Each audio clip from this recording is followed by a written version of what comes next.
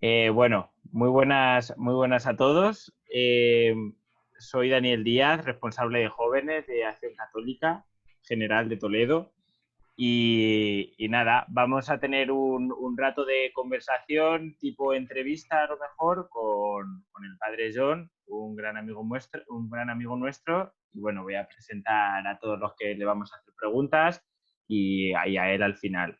El primero es Jaime Martín, Jaime J., militante desde hace años de la Acción Católica y nada, coméntanos un poco. Bueno, pues nada, pues encantado de estar aquí, ¿no? De ver al padre John con ese lustre. Nos alegra muchísimo verle después de la situación que ha pasado, pues verle así de contento y de feliz y bueno, pues compartir un ratito, ¿no? Y a ver qué podemos sacar de esta conversación, que seguro que salen muchos frutos. El siguiente también es un gran amigo mío, militante también desde hace muchos años, Enrique Peces, Gongo para los amigos. Coméntanos tú un poquito. Pues sí, yo soy Quique, también soy amigo de esta gente y amigo también del padre John y del padre Adrián. Y estoy encantado de estar aquí, la verdad, de poder participar en esta entrevista y ver qué nos depara, ¿no? Esperemos que saquemos todos los mejores frutos de aquí y a ver qué tal se da. Seguro que sí. Ahora, don Adrián, el padre Adrián, vicario de San Juan de la Cruz, también es más o menos el conciliario de nuestro grupo, es la persona que lleva nuestro grupo de jóvenes, un poco el encargado. Y aparte, bueno, aparte de eso, también gran amigo nuestro. Adrián. Muy buenas a todos, y especialmente a ti, John. Después de tantas conversaciones por WhatsApp que hemos tenido a raíz de tu enfermedad y esta situación anterior, pues es una alegría poder ahora hablar aquí contigo y compartir un poquito con todos pues el testimonio y todo lo que el Señor quiere decirnos a través de esta situación. Así que, pues, vamos a ello, que seguramente que el Señor tiene mucho que decirnos y que tenemos que aprender.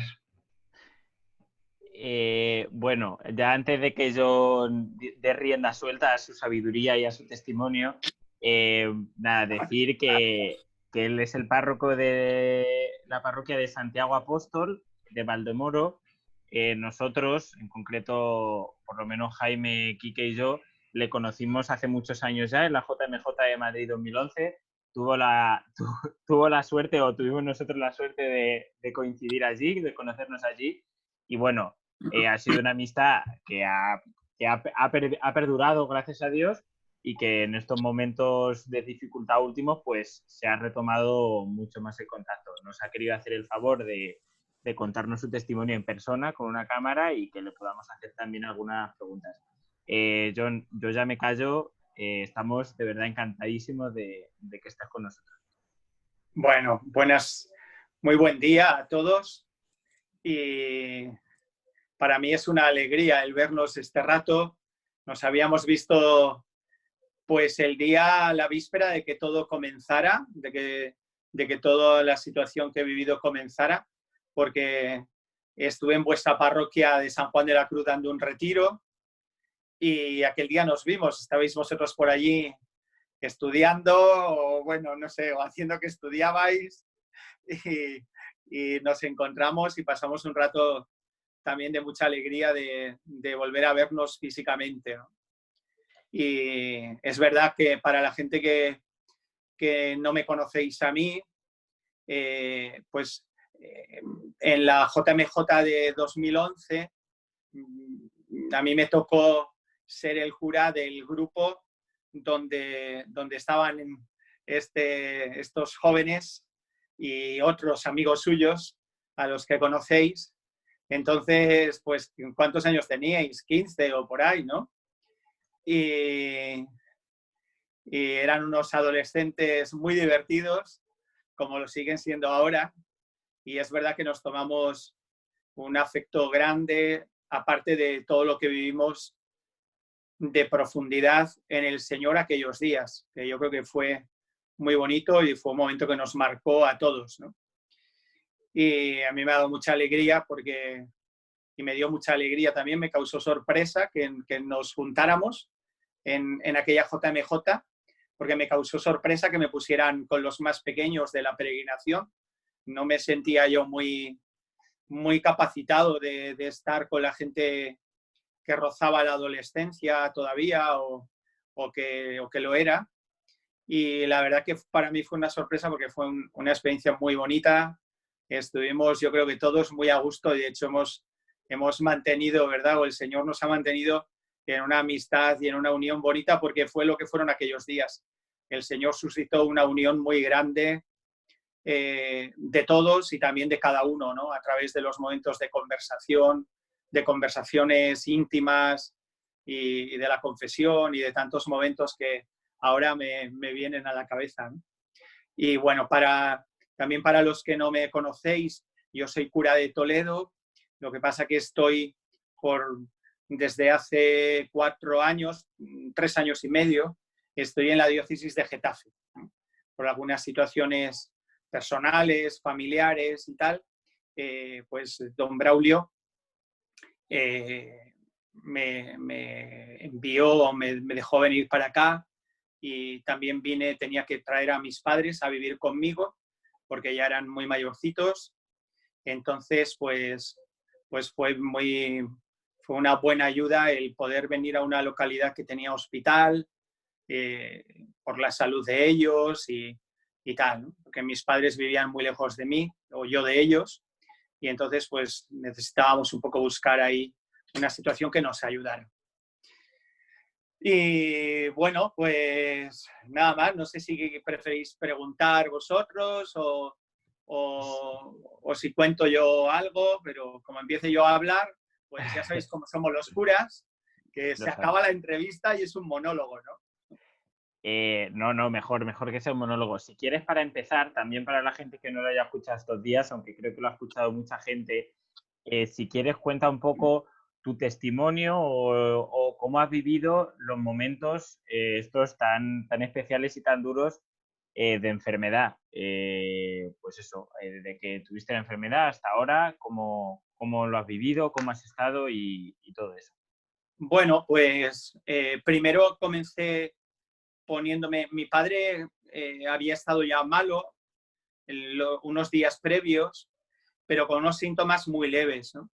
Vivíamos los 3 juntos en la casa parroquial y él había tenido unos síntomas muy leves y pensábamos a finales de febrero, la última semana de febrero y la primera de marzo, y pensábamos por los síntomas que él había tenido que tenía una sencilla gripe que no le había ofrecido más problemas. Mi padre tiene 87 años. O sea que era un poco como alucinante pensar en coronavirus cuando él solamente tenía unas décimas de fiebre, había perdido el apetito y nada más. Pero el día 8 de marzo, yo empecé a sentirme fatal ya en las misas de la mañana. Pensaba que era una gripe que me venía y por la tarde ya me sentía bastante mal.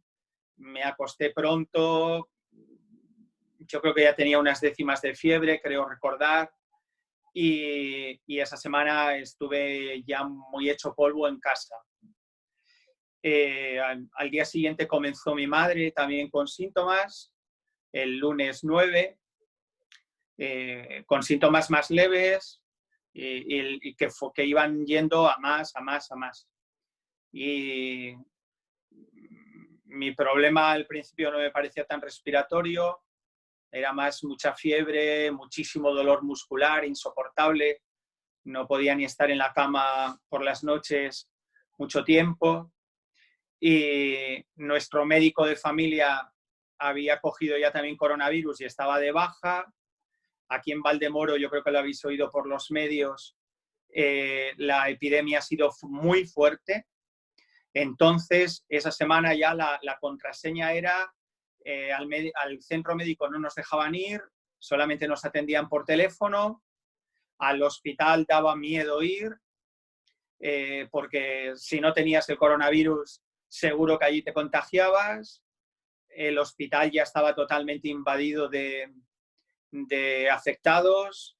De hecho, todo el hospital terminó siendo prácticamente todo estando dedicado exclusivamente a los contagiados, ¿no? Y bueno, pues estuvimos ahí aguantando hasta que mi madre empezó a tener problemas respiratorios y yo ya pues ahí sí que dije, hasta aquí hemos llegado, nos vamos, pase lo que pase, si tenemos gripe, pues nos contagiaremos, pero no podemos seguir en casa, nos vamos a urgencias, ¿no? Y bueno, pues el sábado, tengo por aquí un calendario, el sábado que era día 14, nos fuimos a urgencias y nada más entrar en urgencias, nos hicieron una radiografía y el médico ya vino a decirme que mi madre estaba muy mal, que tenía un pulmón totalmente destrozado, que no hacía falta ni esperar las 24 horas o así, no llegaba a tanto, pero para ver los resultados del análisis de coronavirus, para que solamente con ver la radiografía de cómo tenía mi madre los pulmones, seguro que era coronavirus y que tenía un pulmón destrozado, el otro ya también muy dañado y que seguramente mi madre no iba a salir adelante. Y bueno, pues nada, nos habían separado en boxes diferentes, en urgencias, pero luego ya pues, al día siguiente por la mañana, sin esperar siquiera que llegara los resultados ni nada, me dijeron, padre, te vamos a llevar con tu madre porque seguro que estáis los dos contagiados y no tiene sentido que ella esté sola, ¿no? Y ya nos reunieron otra vez a los dos en urgencias y después nos subieron a la planta. Y bueno, el domingo 15 de marzo creo que fue cuando el gobierno anunció el estado de emergencia que tenemos, la prohibición de salir de casa, de viajar y todo esto. Y ahí hubo un momento en el que yo había mandado un mensaje a mis compañeros de arciprestazgo diciéndoles cómo me encontraba, cuál era la situación. Y yo ya tenía otros dos compañeros de las parroquias de aquí de Valdemoro, estaban ya contagiados, pero para nada graves ni nada, estaban en casa con pequeños síntomas. Pero lo que sí hubo ya es mucha tensión, ¿no? Porque la verdad que para los curas también esta situación está siendo una prueba. Bueno, como el resto de todos vosotros, nunca habíamos vivido una situación semejante, ¿no? Tener que cerrar las parroquias, vivir una Semana Santa solos, celebrar cada día la misa solos, pues eso, enfrentarnos a levantarnos por la mañana, no poder salir de casa. Y creo que nosotros, la mayor parte de nosotros, somos muy activos, ¿no? Y desde por la mañana estamos ya prácticamente corriendo y hemos tenido que aprender a vivir de otra manera nuestro sacerdocio como muchos de vosotros, ¿no? Hombre, quizá los que sois estudiantes, este tiempo se ha podido parecer más a lo que es un tiempo de exámenes, ¿no? Y de mucha tensión con exámenes y de pasar muchas horas encerrados estudiando, ¿no? Pero nosotros, pues que hace tiempo que hemos dejado todo eso, pues la verdad que ha sido una prueba, ¿no? Y también ver que tu gente está sufriendo y que tú no puedes salir de casa, solamente puedes llegar a través del móvil o a través de las pantallas de los medios, pero nada más, ¿no? Y bueno, pues mis compañeros de arciprestazgo estaban así un poco en el WhatsApp del grupo, estaban muy, pues con mucha tensión de cómo vivir esta situación, de qué hacer, muchos tienen a sus padres muy cerca, no sabían pues si quizá ir a casa, si seguir en casa en la parroquia, al cerrarse las parroquias. Hubo un momento de mucha tensión, también de miedo por parte de los que estaban contagiados. Eran los primeros días, no se sabía cómo iba a ir esto, teníamos miedo a la enfermedad y al contagio, ¿no? Y los que ya estaban contagiados, pues ya estaban con esa tensión.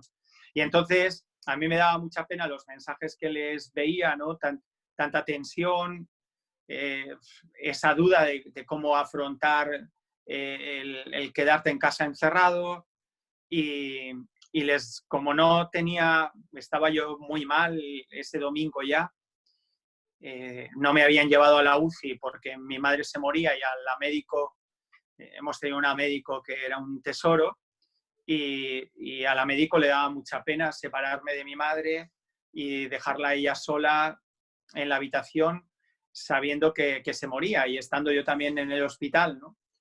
Lo que pasa que ella iba viendo que yo cada vez iba peor y bueno, pues al final tuvieron que tomar la decisión de llevarme a la UCI y separarme, pero el domingo, ese día, pues todavía resistieron vigilándome bastante frecuentemente y desde allí, mientras mi madre estaba dormida, recuerdo después de comer, les grabé un mensaje a mis compañeros, ¿no? Diciéndoles la situación de mi madre para que la encomendaran y también animándoles a vivir este momento que nos tocaba ser sacerdotes, porque normalmente estamos acostumbrados a hacer, organizar, maquinar, pensar qué cosas hacer y ahora ha llegado un momento que podíamos inventarnos cosas para hacer a través de YouTube, pero que íbamos a pasar un tiempo donde nos iba a tocar más ser sacerdotes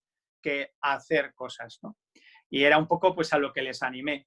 Luego los capullos de ellos cogieron el mensaje y lo subieron a Religión en Libertad, me parece que sería lo primero, lo pasaron a Religión en Libertad y ahí pues se organizó un cataclismo bueno, pues de escuchar aquel mensaje que no pretendía ser para los curas de España ni para los curas de medio mundo, sino solamente para mis compañeros de arciprestazgo y nada más. La verdad que cuando me enteré me quedé un poco, bueno, no sé, un poco así, un poco frío, ¿no? Sobre todo cuando vi que habían colgado la grabación, porque al principio pensé que habían transcrito, cuando vi transcrito el texto, transcrito la grabación a texto, me tranquilicé un poco, pero después cuando ya llegué a casa en el alta, me di cuenta de que habían subido la grabación y yo entonces estaba muy mal, mi voz era casi la de un medio moribundo, que no podía respirar y bueno, me parecía un poco demasiado tétrico para subirlo en los medios, pero bueno, bendito sea Dios. Y bueno, pues ahí comenzó un poco también toda esa situación, ¿no? Los curas, los compañeros de arciprestazgo, yo ya les había mandado antes un mensaje escrito por la mañana que había podido escribir y todo eso empezaron a pasarlo también a mis fieles de la parroquia, ¿no? A la gente que viene por la parroquia le había pasado un mensaje escrito y lo que luego pues debió de pasar fue que la gente pues buscando pedir oraciones se pasaba los mensajes por todos los lados, ¿no? Porque me han llegado comunicaciones de tantísimos sitios diferentes de España, de Hispanoamérica. Me escribió un obispo de Texas que habían ofrecido la misa por mi madre y que habían tenido una reunión del presbiterio, habían ofrecido la misa por mi madre y estaban rezando por mí, ¿no? Entonces, o sea, la verdad que me ha desbordado, ¿no? Pero bueno, luego os cuento un poco de esto que creo que ha tenido que ver mucho con la muerte de mi madre, todo lo que ha pasado, porque ese mensaje fue providencial para que a los 2 días, cuando mi madre murió, hubiera una avalancha brutal de misas por ella en las primeras 24 horas, ¿no? Al conocerse la situación que vivíamos, cuando a los 2 días de nuevo en los medios volvió a saltar que la madre del cura que había grabado aquel mensaje había fallecido, pues un montón de curas por toda España y también en Hispanoamérica, en Estados Unidos, en Italia, se pusieron, bueno, pues creo que a cualquier cura nos toca el corazón que se muera la madre de un compañero nuestro y su hijo no pueda celebrarle la misa porque está hospitalizado, porque está en la UCI, ¿no? Y entonces, pues eso levantó una ola de solidaridad, sacerdotal que mi madre en las primeras 24 horas se ha llevado un montón de misas, pero un montón, o sea, un montón, creo que se pueden acercar a las 1000 misas lo que se ha celebrado por ella en las primeras 24 horas. Fue tremendo, ¿eh? Y bueno, pues ahí fue el detonante, ¿no? Fue un momento detonante. Después, el lunes, yo estaba peor todavía y fue cuando tomaron la decisión de llevarme a la UCI, que ya me la habían anticipado desde el día anterior. La médico se lo contó a mi madre, me lo dijo a mí, con mucha delicadeza me trajo a la directora de la UCI, a la jefa de equipo de la UCI, para presentármela y ella con mucha cordialidad, pues un poco hacerte más humano el momento que llegaba. Y a mi madre se lo dijo la doctora, ¿no? que yo estaba mal y que necesitaba el cuidado de la UCI. Y bueno, pues no me acuerdo, no sé lo que mi madre le respondió. A mí me pareció todo muy silencioso, pero bueno, pues mi madre, como cualquiera de vuestras madres, pues en un momento así lo acogió supongo que con dolor, pero también con el deseo de que hicieran lo que vieran que tenían que hacer, ¿no? Y ahí pues fue un momento muy duro que después, durante este tiempo en casa, me ha venido mucho como una tentación, ¿no? Que fue la salida de la habitación cuando a mí me sacaron para la UCI y mi madre, estábamos sentados en las camas porque como el problema de coronavirus ha sido sobre todo pulmonar, pues nos tenían en las camas sentados, ¿no? La cama incorporada, ya sabéis cómo son las camas de hospital, que se incorporan, se doblan, y mi madre también estaba sentada en la cama, justo nos pudimos tocar con la punta de los dedos de cama a cama, y al pasar por delante de ella, me tenían que sacar por delante de ella, nos tocamos y ella me dijo, ya no nos veremos más. Y yo me quedé petrificado, no fui capaz de responder nada ni de decir nada. Me quedé en silencio y nada, me sacaron. Y cuando llegué, bueno, después ese momento de silencio ha sido un martirio, ¿eh? Y todavía a veces lo es, ¿no? Me ha costado mucho. Este mes me venía ese momento y como que no me perdonaba el no haber sido capaz de decirle te quiero o un beso mamá o algo, ¿no? Me machacaba mucho por qué ese silencio, ¿no? Pero bueno, pues forma parte de las tentaciones del mundo de los pensamientos con lo que he tenido que aprender a luchar estos días, ¿no? Y lo que sí me ocurrió fue que nada más llegar a la UCI me aparcaron en mi sitio de la UCI y en ese momento levanté los ojos al cielo que era el techo del hospital, pero levanté los ojos al Señor, ¿no? Y le dije a la Virgen y a San José, porque estábamos en la semana de San José, de la fiesta de San José, y les ofrecí la vida de mi madre, ¿no? Porque siempre me ha parecido, y muchas veces como cura lo había predicado, lo había aconsejado en la dirección espiritual,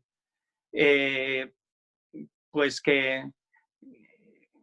porque he visto a veces gente sufriendo tanto, ¿no? con la muerte de una persona muy querida, ¿no? Y veía que como que en esos momentos nos quedamos, o después de ese acontecimiento, a veces nos quedamos como un niño al que le han robado un juguete y se queda en un rincón sentado llorando, anhelando el juguete que le han quitado, ¿no?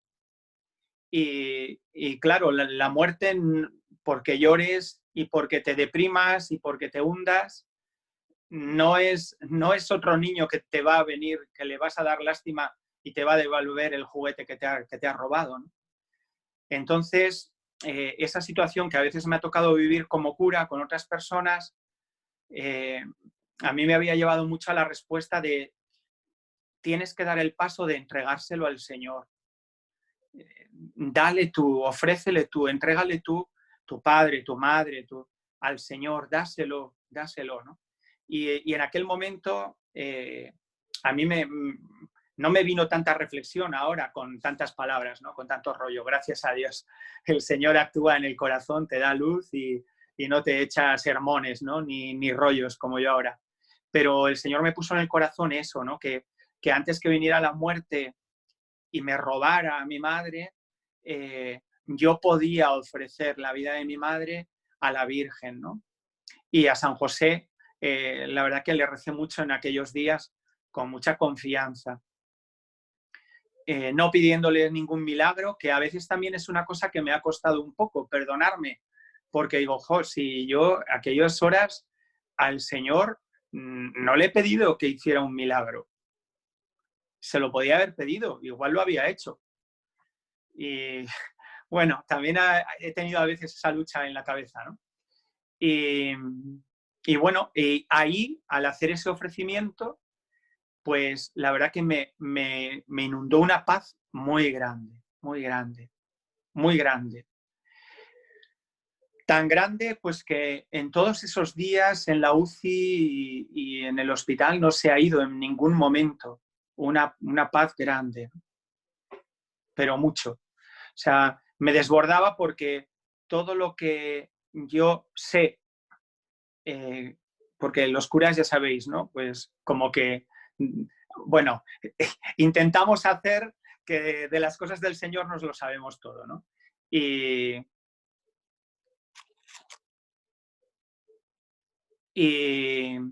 Perdón. Y bueno, pues... ay. No sé qué está pasando. Los problemas del directo, ¿no? Que dicen en la radio. Bueno, pues ahí el Señor vino eso, ¿no? Con su paz. Y eso fue lo que duró durante todos esos días. Por eso había momentos que, a pesar de lo mal que estaba, podía compartir con paz a través del WhatsApp lo que iba viviendo, ¿no? Con mis compañeros sacerdotes del arciprestazgo y con los fieles de la parroquia. Y luego ya, pues, algunos amigos os enterasteis, ¿no? Por ejemplo, también vosotros. Y bueno, pues os fui metiendo ahí un poco como pude, porque eso sí que no tenía fuerzas, no tenía muchas fuerzas para hacer listados de... Luego ya lo hice en la habitación del hospital, pero esos días estaba bastante mal, ¿no? De hecho, pues en muchos momentos me advirtieron que en cualquier momento me tenían que entubar y me tenían que sedar y me tenían que entubar, ¿no? Porque sí que pasé 4 días, de lunes a jueves, bastante grave, bastante mal. Y sobre todo cuando me daba la tos, no podía seguir respirando. Ahí había unos instantes que me costaba arrancar de nuevo a respirar y que todo el equipo médico venía encima de mí con unas miradas de muchísima preocupación a ver qué pasaba, ¿no? Y los pobres siempre me advertían con unas miradas que nunca olvidaré, llenas de tristeza, de preocupación, pero con muchísimo cariño. Padre, en cualquier momento te tenemos que entubar, te tenemos que sedar. Y bueno, pues la verdad que una gran sorpresa ha sido ver trabajar a los sanitarios, ¿no? Y ha sido lo que sí que me ha emocionado en el tiempo de la UCI, ver a los equipos de trabajo sanitarios cómo trabajaban, qué responsabilidad, qué ambiente tan bueno entre ellos, cómo ayudaban y cómo pensaban en el turno que viene por detrás nuestro. Vamos a dejarles esto así, vamos a colocarles esto dejarles colocado esto de esta manera para que lo vean y lo encuentren más fácil, porque yo estaba en una UCI improvisada, que no era en realidad la UCI del hospital, había sido un trozo de hospital que habían improvisado como UCI. Y bueno, pues ahí, ¿no? Bien, ya he hablado yo mucho. preguntar un poco alguna cosa. Yo si puedo intervenir, a mí lo primero me gustaría, porque bueno, pues esto ha sido un momento muy intenso y me ha parecido precioso como nos lo has contado, John, pero yo en primer lugar quiero contar una anécdota que nos pasó en la JMJ para poner un poco a la gente en situación de la persona que eres, o por lo menos la idea que tengo yo de la persona que eres. Bueno, pues estábamos... Soy un capullo. No, es por romper un poco, ¿sabes? Y me acuerdo que cuando ya estábamos en Cuatro Vientos, en la JMJ de Madrid, bueno, pues ya ves, éramos adolescentes nosotros y entonces a mí se me ocurrió la genial idea porque, bueno, dijeron, por la noche viene el Papa. Digo, ya está por la noche, ¿qué hago yo aquí? Y entonces se me ocurrió la genial idea de en pleno verano en Madrid, pues me dormí en la misma esterilla al sol como a las 3, 4 de la tarde, ¿no? Y me acuerdo de despertarme como que me iba a desmayar. Estábamos sin agua, éramos un poco inconscientes por entonces, pensábamos más en el tabaco que en el agua. Y entonces el padre John me dijo, vamos a darnos un paseo, a ver si se te va pasando. Yo me acuerdo que eso fue como, yo qué sé, como 17 caminos de Santiago. Ya es que pensaba que me iba a caer redondo en cualquier momento, ¿no? Y pasamos por el puesto, estos ya históricos puestos donde vendieron agua en Cuatro Vientos. Y entonces la gente, había como un murmullo popular. Había como un murmullo, botellas de estas pequeñas, no voy a decir la marca por no hacer publicidad, ¿no? Porque no nos están pagando nada. Eran botellas de estas pequeñas, de medio litro, una cosa así. Y entonces había como un murmullo popular de, son 2 euros, es que es caro, es caro. Pero como que nadie se atrevía a decirlo. Cuando de pronto me doy la vuelta y veo que John se ha erigido entre la multitud y estaba gritando, ¡ladrones! ¡Que sois unos ladrones! Y todo el mundo le seguía, ¿no? Un poco para que nos hagamos la idea, vamos, es la idea que yo tengo de cómo John es una... Espera, déjame hablar. Cómo John es una persona que siempre dice lo que piensa y que además crea escuela, ¿no? Tiene esa... Ni tanto. Creo escuela de odios. No, eso no es verdad.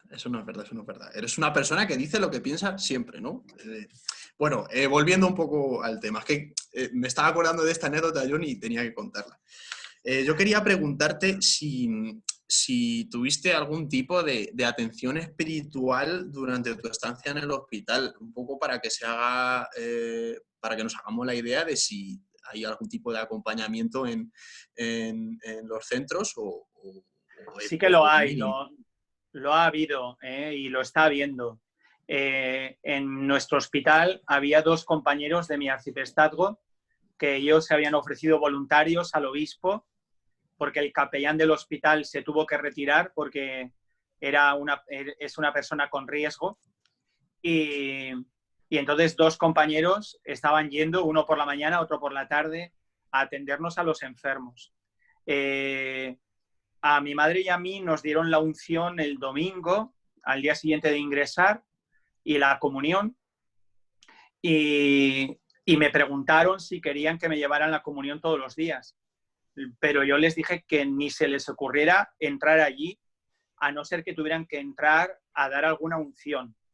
Ellos entraban todos los días, todas las mañanas y todas las tardes, a dar unciones y a dar absoluciones, incluso desde la puerta a veces desde las puertas, cuando no podían entrar, o pues se detenían a rezar por los enfermos, o sea que, pero también han estado, sobre todo, llevándonos la unción y la confesión, porque en nuestro hospital hubo un momento que les pidieron que se centraran más en dar la unción a los enfermos y en confesar que en el riesgo grave que podía ser estar dando comuniones, cuando realmente lo fundamental podía ser dar la unción dada la situación de gravedad que había, ¿no? Pero bueno, pues luego los curas pues somos como somos y me consta que ellos pues han podido mantener conversaciones con enfermos y A mí, de hecho, pues cada vez que luego iban, claro, en la UCI no se les dejaba entrar, a no ser que fueran a dar la unción a una persona muy grave. Entonces, durante los días de la UCI, yo no he tenido la comunión ni nada. Sí quiero deciros una cosa, porque yo lo sabía en la teoría y lo creía en la teoría, lo creo, ¿no? Pero lo he experimentado estos días en la UCI. El Señor no está atado a los sacramentos. Y cuando nos faltan las vías ordinarias a través de las que Él nos transmite su gracia, Él lo hace por caminos, por vías extraordinarias. Yo eso lo he vivido en la UCI. Lo he vivido en la UCI. He vivido una presencia del Señor y una acción del Señor mucho más grande que luego ya cuando me pasaron a la planta y me llevaban todos los días la comunión, por ejemplo.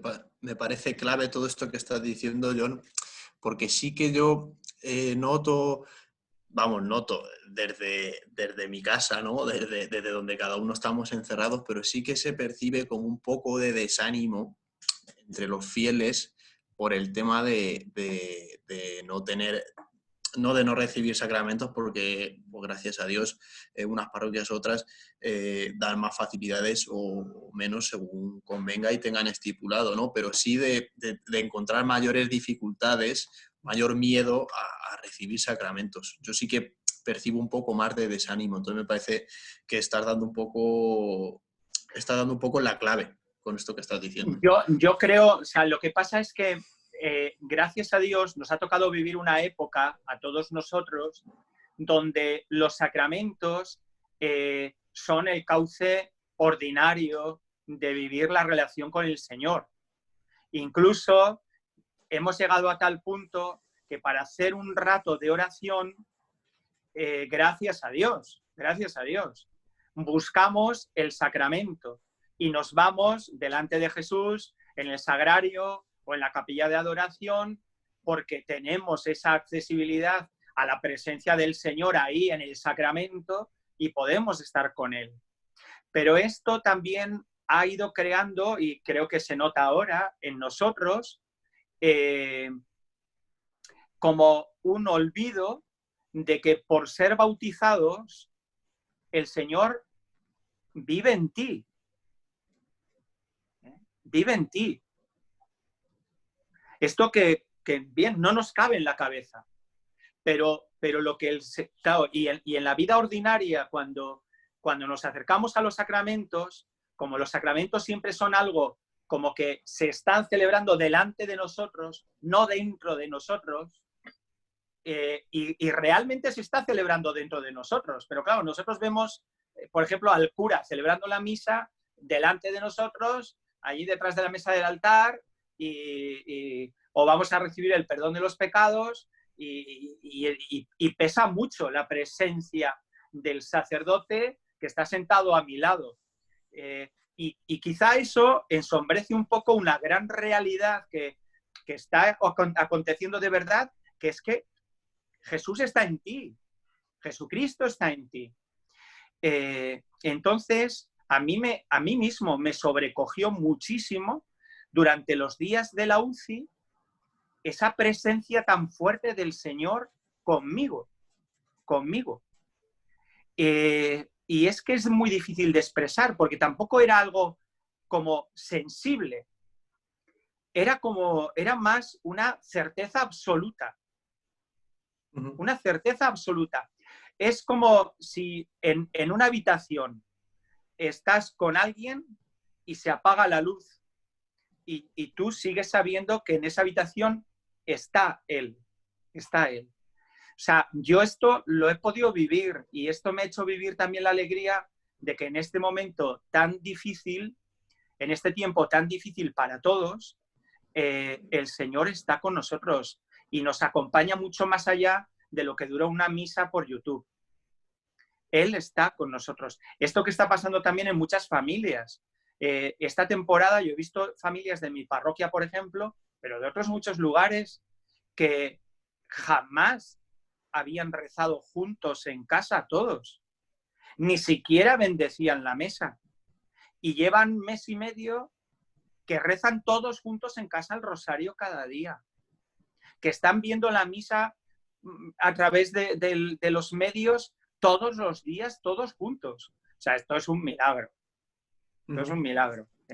Pero yo esos días en la UCI viví esto. De hecho, me pasó una cosa, no sé si debo contarlo, pero bueno, un compañero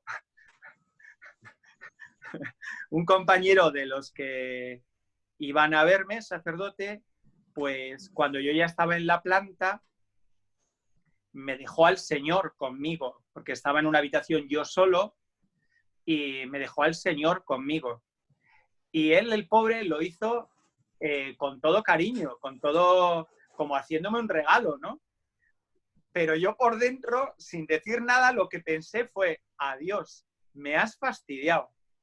Porque yo sabía que en cuanto el Señor en la Eucaristía se quedara en la habitación, la gracia extraordinaria que yo estaba viviendo de la presencia tan fuerte del Señor conmigo se iba a pasar, porque ya Él estaba ahí, en la Eucaristía.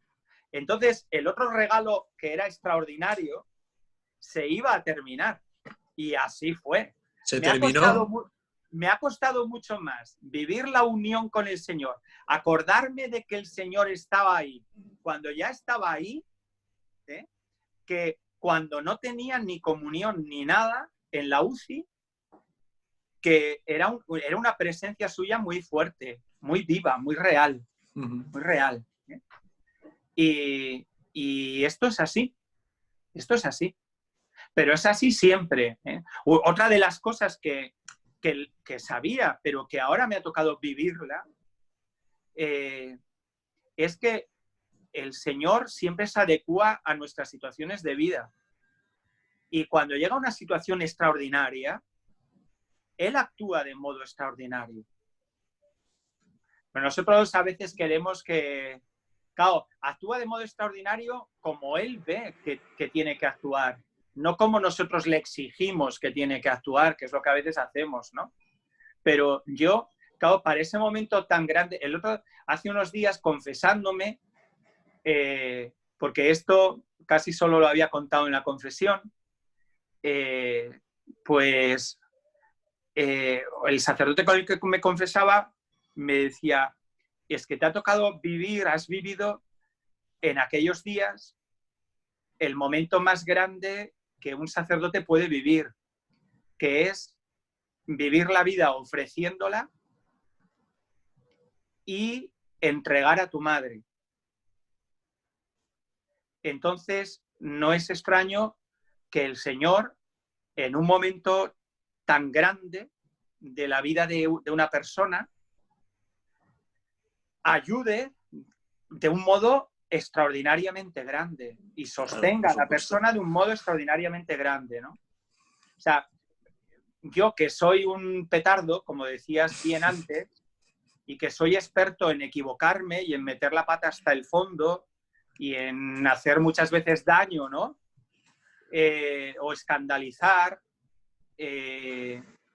pues durante esos días me ha impresionado mucho y quizá es lo que más me ha tocado también el corazón. Por primera vez en mi vida, vivir 6 días donde el Señor hacía todo y yo no manchaba nada de lo que el Señor hacía. Eso me ha impresionado mucho. Porque tantas veces me encuentro estropeando lo que el Señor quiere hacer o manchando lo que el Señor quiere hacer. Pero aquellos días no. Claro, en una cama de hospital, pues no tienes mucho que hacer, pero bueno, pues, y más estando malo, estando muy malo, ¿no? Pero sí, han sido unos días muy grandes, ¿no? Y el Señor ha estado muy grande, muy grande. Por eso los buenos deseos y las palabras verdaderas que de aquellos días habéis recibido, pues luego tienen poco que ver con el John real de la vida cotidiana. El Señor estaba muy grande esos días y todo lo que podía decir o lo que podía compartir, pues era el Señor. Era el Señor. John, una cosita. Simplemente como continuando con lo que estás diciendo, es que, no sé, como sacerdote, pues se me suscitan algunas cosas, ¿no? Porque Qué peligro. uno ve cómo realmente lo que tú viviste en esos días y lo que uno vive en la enfermedad, que al final es la cruz, es al final cómo se hace realidad en tu vida las palabras que pronuncias cada día en la consagración. Es decir, cómo en esos días, no me resulta nada extraño lo que me estás diciendo, porque es que era el mismo Cristo el que estaba sufriendo y sacrificándose y ofreciéndose en ti, sacerdote. Es decir, que es algo muy profundo esto, no sé, y cómo realmente no me extraña pues que digas cómo en esos días experimentaste y viviste lo que es ser sacerdote, porque al final, igual que Jesucristo, pues perfecciona su sacerdocio en la cruz, como tú en esos días también experimentaste cómo tu sacerdocio al final tenía sentido en la cruz y además la cruz como antesala del cielo, porque no sé, en alguno de esos mensajes que ponías decías, seguro que estáis pensando la cruz que tengo y tal, y tú ponías, no es tal, o sea, seguro que no es tal, que no la hay. No sé, como que Sí. también quizás has vivido esa cruz como con la esperanza de la vida eterna, en un momento cercano a la muerte también. No sé, seguro que... Sí. Era así, o sea, mira, esos días yo no he leído mucho o muchísimo a don José María García La Higuera, el gran obispo de la santidad sacerdotal, pero le he leído algo, ¿no? Y le he escuchado a veces algo. Y luego tenemos la suerte que quizás solo nos damos cuenta cuando salimos de la diócesis, o nos damos especialmente cuenta cuando salimos de la diócesis, tenemos la suerte de habernos formado sacerdotes en el seminario de Toledo. Y tenemos la suerte de haber vivido de un modo o de otro, más directamente o más por herencia, en el espíritu sacerdotal que salía por los poros de don Marcelo y de la predicación de don Marcelo. Y tenemos la suerte de haber tenido sacerdotes muy santos y muy ejemplares como sacerdotes en la diócesis. Y no voy a decir nombres para no subrayar unas personas u otras, pero esto lo hemos tenido. Y lo hemos tenido todos. Y en esos momentos, o sea, yo doy muchas gracias al Señor porque desde aquel mensaje a mis compañeros de arciprestazgo, ya antes yo me había ido entrando, y supongo que me lo daría el Señor, claro, como una conciencia muy viva de que estaba viviendo un momento muy importante de ese ser sacerdote. Ser sacerdote. Y bueno, pues es verdad. O sea, es que ahora me resulta, casi me da un poco como vergüenza decir, porque son palabras que gracias a Dios en la predicación, estamos muy acostumbrados a decir, pues es vivir la vida como una misa. Pues ese tiempo fue eso, ¿no? Entonces, era de verdad que en la cama, en la UCI, pues me sentía tan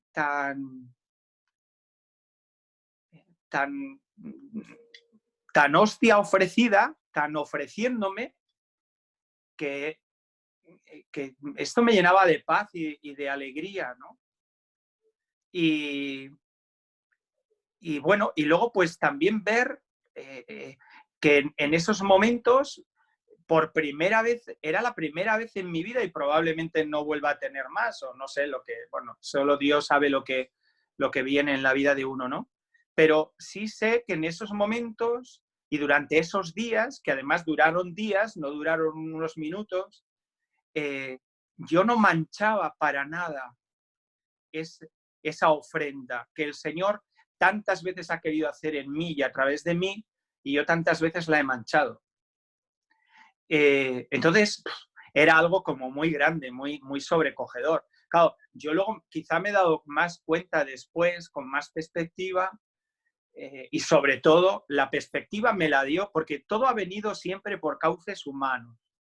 La perspectiva de todo esto me la terminó de sentenciar cuando ya estaba en la planta, en la habitación de la planta, y una de las 2 neumólogas que me habían cuidado y me habían llevado en la UCI, que dirigían el equipo de la UCI donde yo había estado, le habían dicho que ya me habían quitado el oxígeno y vino a verme a la habitación.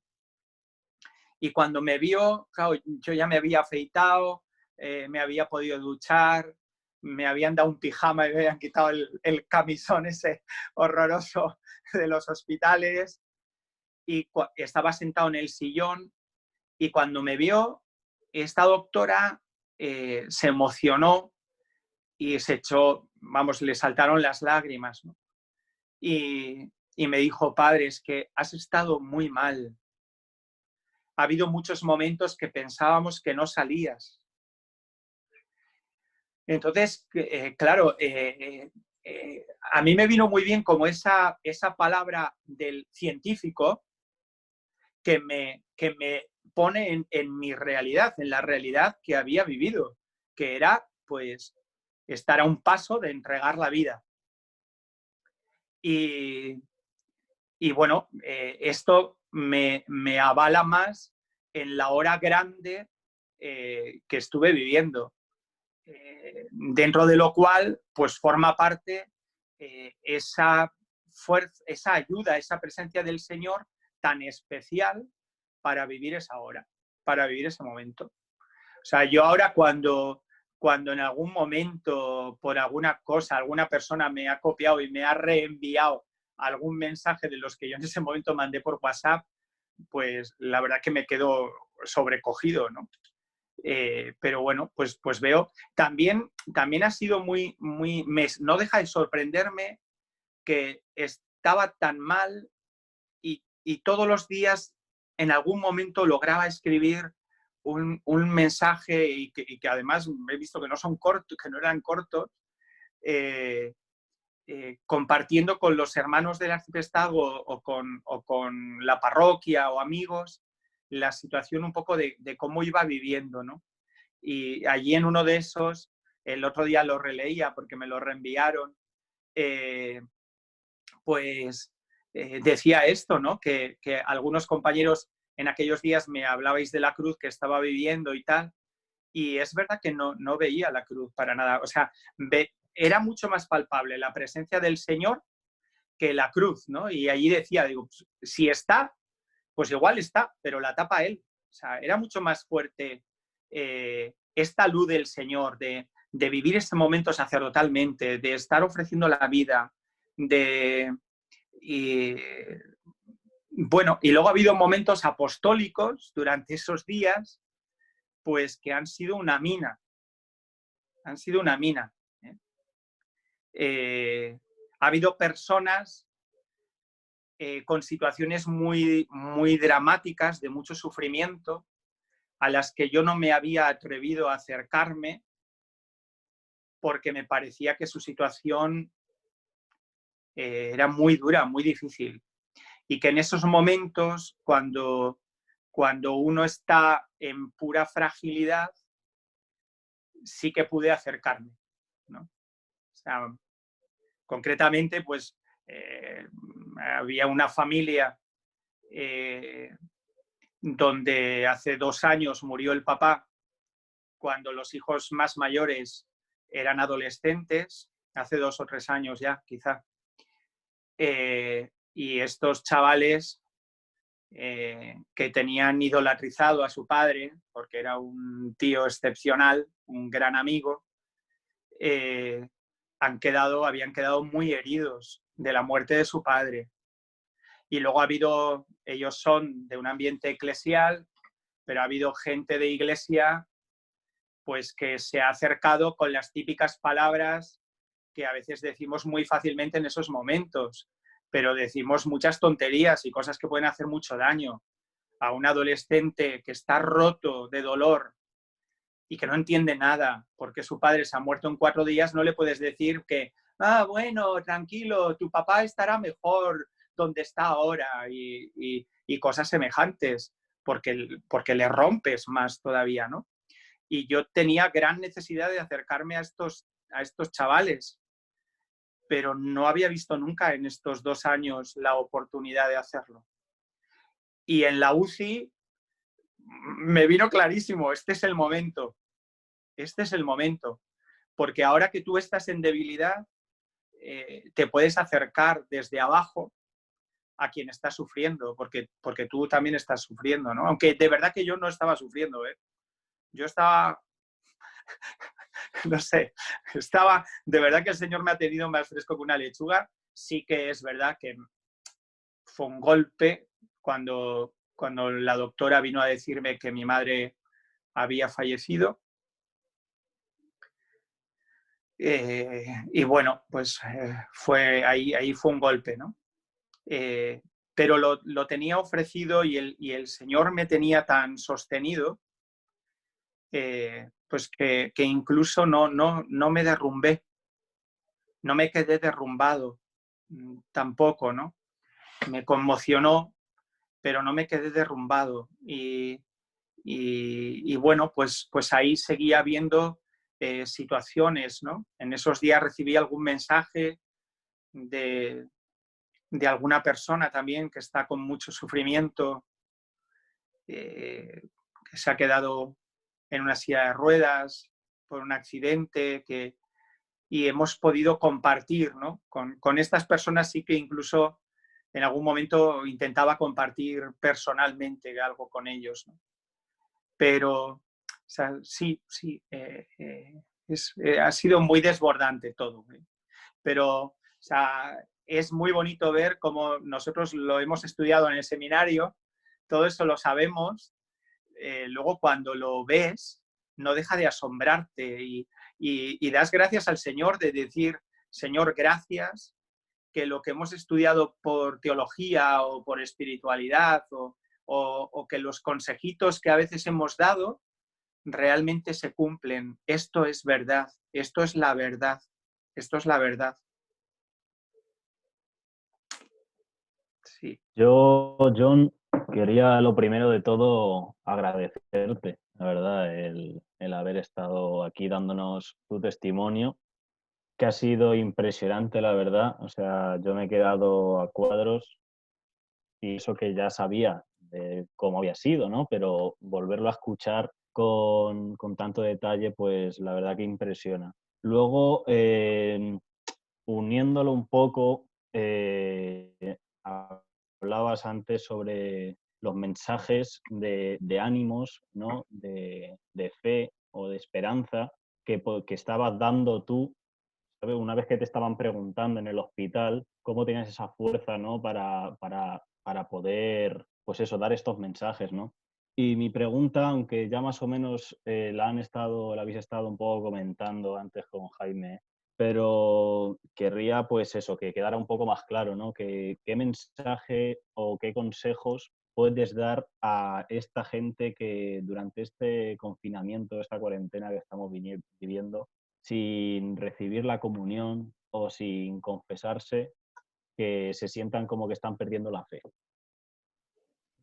Si tienes algún consejillo. Bueno, pues a ver, yo creo que cuando nos sentimos como que, o sea, yo creo que tenemos que ver que todos tenemos que crecer y que madurar en la fe. Y tenemos que buscar ese crecer en la amistad con Jesucristo. No me gusta mucho la palabra o la expresión la fe, porque se queda como muy impersonal. O sea, nosotros como cristianos tenemos que crecer en amistad con Jesucristo, que es una persona viva y es una persona real. Y ahí tenemos que tender, y ahí tenemos que pegarnos, y ahí tenemos que buscar, y ahí tenemos que acercarnos y buscarle, y dejarle que nos busque, o dejarle que nos encuentre, porque a veces pues no le dejamos al Señor, no le abrimos el corazón, ¿no? Yo sí que les diría, y me lo digo a mí mismo, ¿no? Que todo momento de prueba afrontado, sin huir, nos hace crecer, nos hace madurar. Entonces, también este momento que puede estar siendo de oscuridad es un momento difícil. O sea, yo os he compartido esto, pero si os comparto lo que he vivido después cuando me dieron el alta y he llegado a casa, y lo que me ha costado, sobre todo las 3 primeras semanas, porque haya habido una gracia también de la oración y de la intercesión de mucha gente, porque a las 3 semanas de llegar a casa se juntaban el mes de la muerte de mi madre y el cumpleaños de mi padre, el mismo día.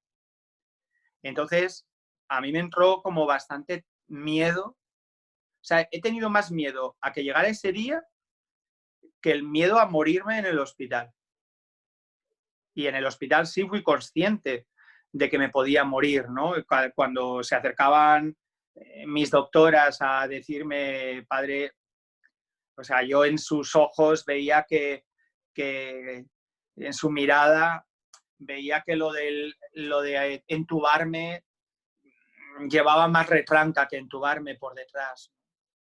Y la verdad que en aquel momento con mucha paz, y en aquellos momentos con mucha paz, al Señor solo le dije, tú verás lo que quieres para mi padre, ¿no? Tú le quieres más que yo. Si tú crees que con 87 años que cumplía, ¿no? Unos días después, lo que tiene que vivir es la muerte de su mujer y la muerte de un hijo, pues yo no te voy a decir lo que tienes que hacer, ¿no? Tú le quieres más que yo y ya está, ¿no? Pero eso sí que me daba un poco de pena, ¿no? Pero me daba pena, no me atrevía ni a decirle al Señor, Señor, no lo hagas, no seas cafre, ¿no? No seas tan duro con él, ¿no? O ¿dónde está tu corazón, no, Señor? No, porque es verdad que yo sé que el Señor quiere a mi padre más de lo que le quiero yo, y el Señor, o sea, Dios ha entregado a su Hijo, que es lo máximo que un padre puede dar, a su Hijo, para salvarte a ti, para salvar a mi padre, para salvarme a mí. Entonces, si Él se toma tan en serio nuestra vida, yo no le voy a decir al Señor, gracias a Dios no fui capaz de decirle al Señor lo que tenía que hacer con mi padre. Sí que es verdad que ese punto me tocaba el corazón cuando pensaba en él, ¿no? Pero, o sea, que sí que tuve conciencia de que me podía morir y de que podía estar en los últimos momentos de mi vida. Pero pienso que ahora, pues, tenemos que caer un poco en la cuenta de esto, ¿no? O sea, que para el Señor cada uno de nosotros somos muy grandes, muy grandes. Él ha dado la vida por ti. Y el Padre ha dado a su Hijo único por ti. Por ti, Quique, por ti. Por ti. Por ti. Entonces, esto lo tenemos que pensar. Y lo tenemos que pensar quizá en este tiempo que nos quedan todavía unos días de estar confinados en casa. Tenemos que pensarlo, mirar a Jesucristo y mirar sus llagas y saber que son por mí. Y el Señor no me enseña nunca sus llagas reprochándome nada, ni diciéndome, mira cómo te he amado y cómo te portas tú conmigo, no.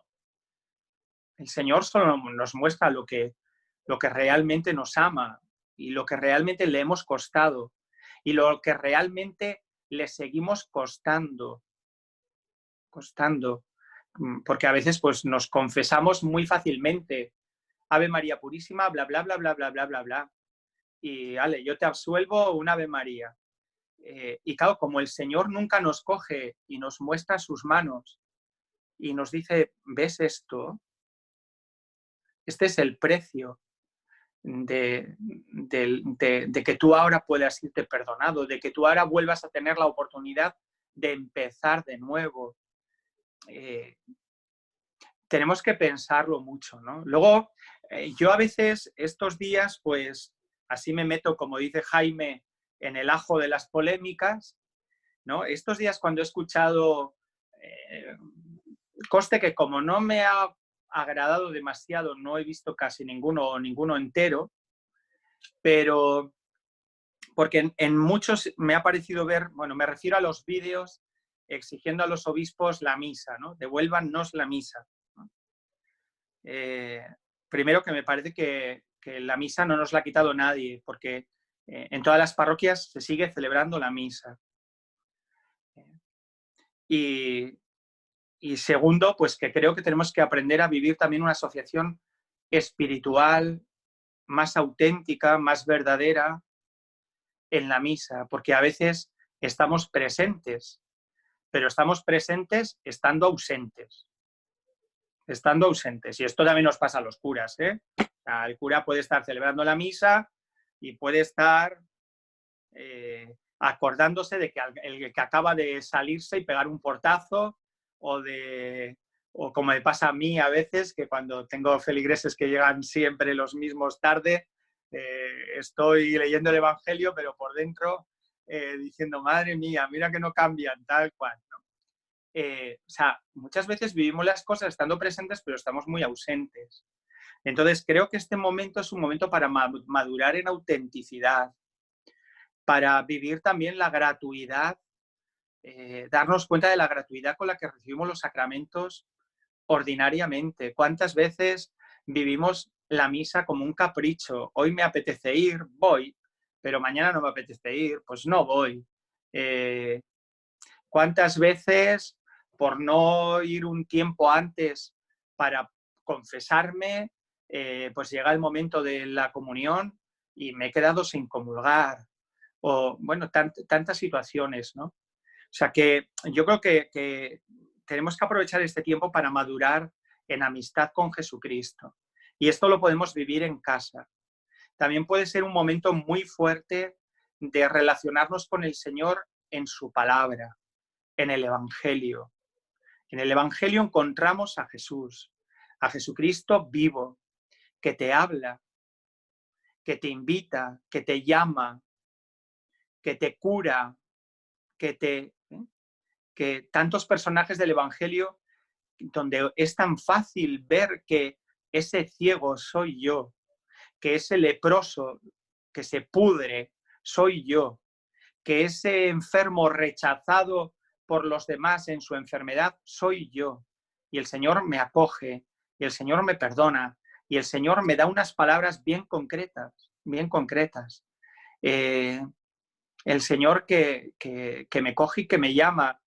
O sea, me parece que es un tiempo muy grande para buscar a Jesucristo, no para caer en rumiar las oscuridades, ¿no? Es que creo que estoy perdiendo la fe. ¿Por qué no dejas de pensar eso?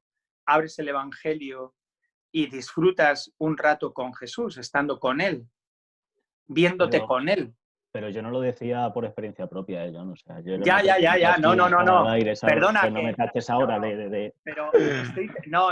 Tranquilo, Enrique. Tranquilo. Me lo imaginaba. Solo era una pequeña aclaración, nada más. Lo imaginaba, pero pienso y hablo en personal, procuro hablar así personalmente, porque puede haber alguna persona que luego vea esto y lo esté viviendo, ¿no?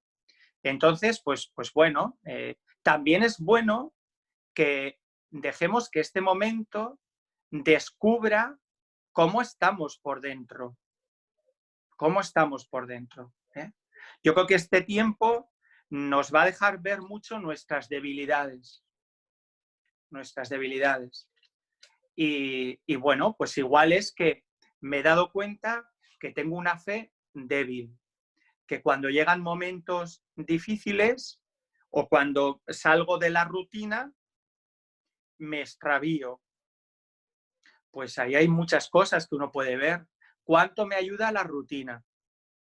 Tendré que vivirlo sin rutina, pero resulta que el orden, el tener cada día, no sé, todas las semanas mi reunión de grupo, todos los días mi rato de oración en la parroquia o en la capilla de adoración, todos los días que suelo ir a misa, tengo la costumbre de confesarme cada 15 días, pues con cuánta rutina lo he vivido, qué poco lo he valorado muchas veces, pero resulta que cuánto bien me hace. Cuando ahora no lo tengo, veo qué frágil soy, qué débil soy. Yo creo que tenemos que poner un optimismo sensato, realista, que no es ser surrealistas, en lo que estamos viviendo. Y puede ser un momento que nos ayude mucho también. No tiene por qué ser un momento que no nos ayude solamente. Pero bueno, pues mucho ánimo y buscar la amistad con el Señor de verdad. El Señor te quiere de verdad y bueno, pues ahí adelante, ¿no? Adelante. Cuando permite alguna oscuridad, pues es porque esa oscuridad no nos va muy mal. Y bueno, pues ahí, ¿no? A buscarle y también ahora estamos llenos de medios, ¿no? Fijaros cuando en la Edad Media había una pandemia y la gente, o sea, pensemos que Santa Teresa de Jesús, con todo lo santa que es y doctora de la Iglesia, comulgaba muy poquitas veces al año, porque en aquel tiempo no se llevaba lo de la comunión diaria. Teresita del Niño Jesús, que es más reciente con nosotros, pues tampoco comulgaba todos los días, porque en aquel tiempo, y en Francia, en la Iglesia de Francia, no se llevaba la comunión tan frecuente como ahora. O sea que, y han sido grandes santos. Bueno, Congo, espabila, ya lo sabes. Ánimo. Bueno, John, ya para ir terminando, tengo aquí un conjunto de muchísimas ideas que has dicho. Bueno, muchas gracias por la profundidad. A mí no es que me haya alegrado, pero después del momento tan profundo que tienes con tu madre al despedirte y las palabras que te dice, luego la paz que tienes en la UCI durante todo el tiempo que estás allí, pues ahora que está hablando tanto los evangelios de las misas sobre los pastores, sobre las ovejas y tal, me acordaba del salmo de "El Señor es mi pastor, nada me falta". Y que qué bonito que realmente Jesucristo a ti te haya bastado. En plan, tú en la UCI pues estás rodeado siempre por el cariño de los sanitarios, pero en un ambiente muy de enfermedad, en un ambiente, no es depresivo la palabra, pero un ambiente duro, un ambiente, pues Sí, sí. Y que tú realmente, que Dios haya estado contigo, Dios real, y como tú has dicho, que Él está completamente por encima de los sacramentos. Él, si te quiere cambiar la vida por medio de una pantalla, te la cambia. Si te la quiere cambiar por medio de una cama de hospital, lo hace. Que Él los sacramentos nos lo pone para ayudarnos a llegar a Él, pero que Él puede mostrarse en donde Él crea conveniente. Y que qué bonito que lo que decías, qué certeza absoluta. Dios está conmigo, Dios real. Y bueno, nos vamos a ir despidiendo porque estás con tu padre, tendrás que cenar, la verdad es que es bastante tarde. Y nada, muchísimas gracias, John, de verdad. Bueno, gracias a Jaime, Quique y Adrián por estar aquí con nosotros. Y nada, John, si como por despedida o así pudieras una bendición o algo así. Sí, muy bien. Pero antes quiero decir que a nadie le sirva como excusa esto para decir, para relacionarme con Dios no hacen falta los sacramentos. No. No. Gracias a Dios. Efectivamente. Lo has dicho. Volveremos a la vida ordinaria. Sí. Ese va a ser el titular de la entrevista, ¿eh? Menuda secta que vas a montar, John. Lo has dejado bien claro, no aparece. Las misas por YouTube se acaban. El cauce ordinario de Gracias a encontrarse Dios. con el Señor son los sacramentos. Sí, ¿eh? sí, nos ha quedado claro. Eso, Que no hace porque a falta la que- vida Esto huele a ordinaria comunión vamos esto, a volver. Vamos a volver.